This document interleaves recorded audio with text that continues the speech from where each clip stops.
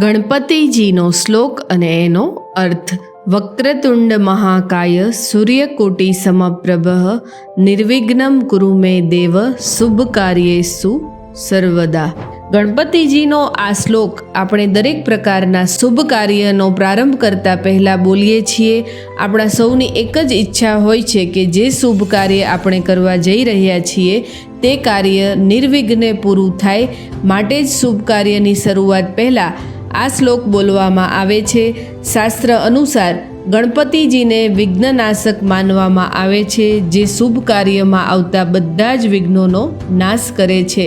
એટલા માટે જ કોઈ પણ કાર્યની શરૂઆત પહેલાં ગણપતિજીનો આ શ્લોક બોલીને ગણપતિજીની ઉપાસના કરવામાં આવે છે.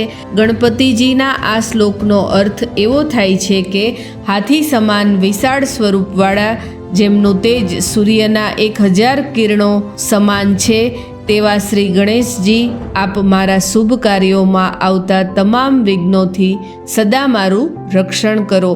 આ શ્લોક સાથે શુભ કાર્યની શરૂઆત કરવાથી ગણપતિજીની કૃપા પ્રાપ્ત થાય છે. જય શ્રી ગણેશ.